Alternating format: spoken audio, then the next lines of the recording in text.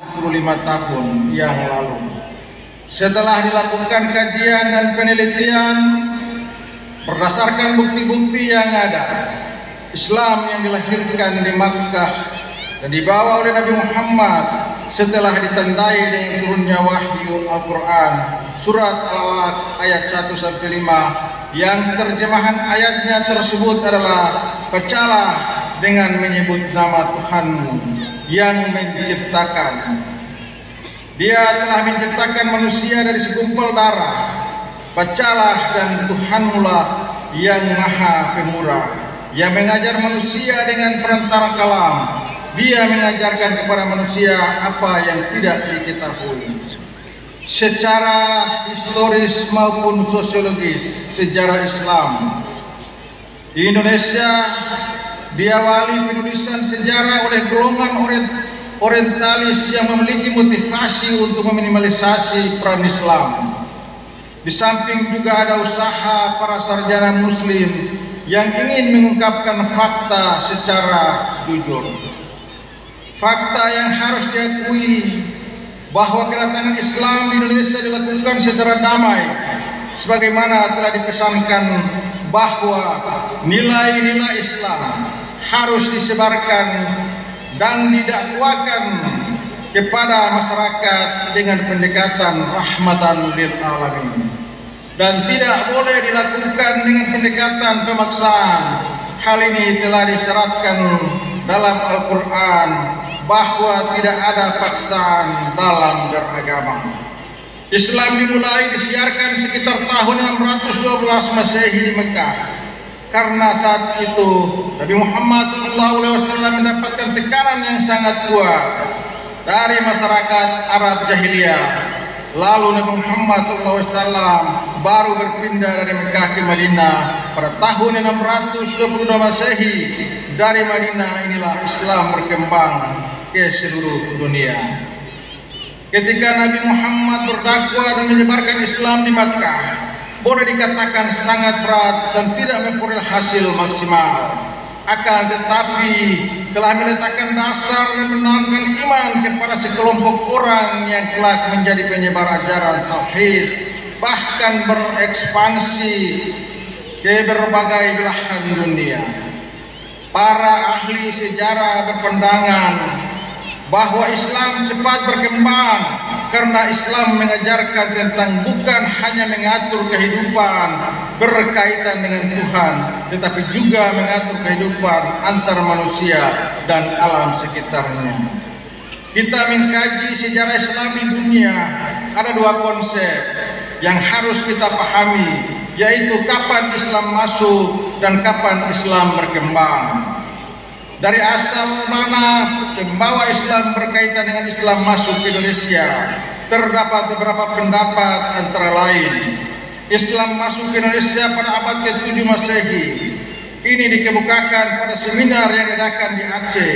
Yang menjadi dasar pandangan inilah adalah catatan perjalanan Al-Mas'udi yang menyatakan bahwa pada tahun 675 Masehi terdapat utusan dari Arab Muslim yang berkunjung ke Kalingga, Syed Naqib Al-Atas, dalam preliminary statement or general theory of lamination of Malay Indonesia Archipelago tahun 1969. Di dalamnya diungkapkan bahwa kaum muslim sudah ada di Kepulauan Malaya Indonesia pada tahun 672 Masehi.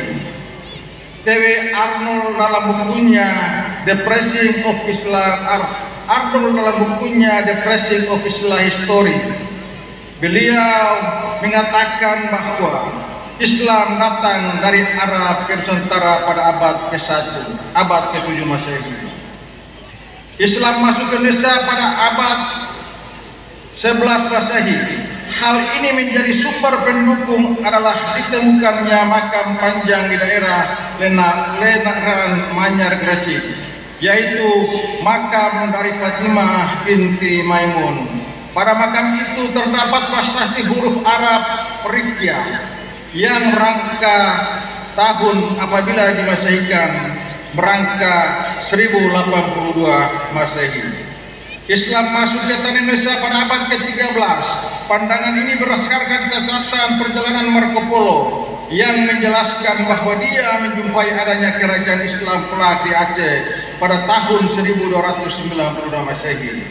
Pandangan ini didukung oleh beberapa sarjana barat seperti R. Aker, C. Snow, dan lain-lain. Pandangan ini disasarkan pada abad 13 sudah adanya beberapa kerajaan Islam di kawasan Indonesia. Yang jelas, sebelum terjadi Islam di Indonesia, di kawasan ini sudah terdapat kontak-kontak dagang dari Arab, Persia, India, dan Tiongkok.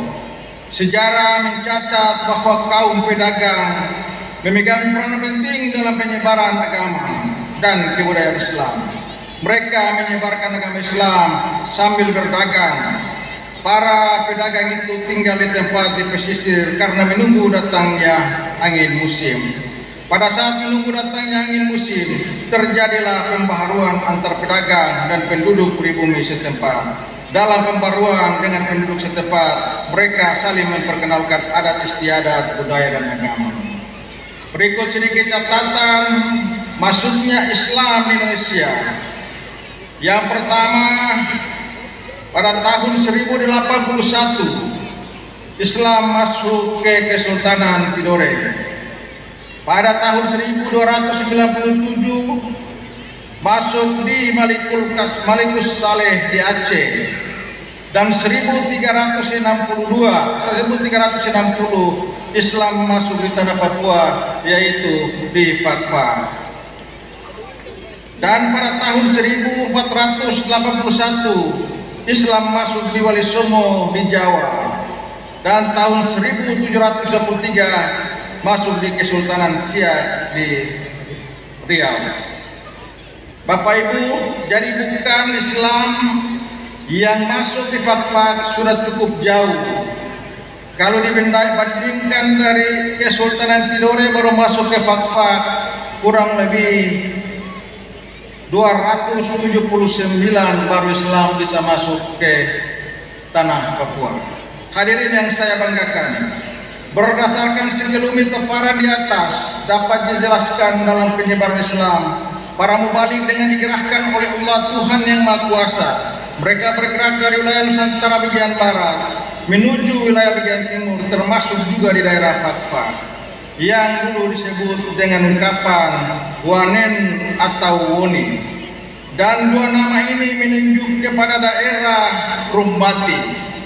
Islam yang masuk ke Fakfak lewat Rumbati ini dibawa oleh para mubalik dengan misi peradaban kemanusiaan yang rahmatan lil alamin.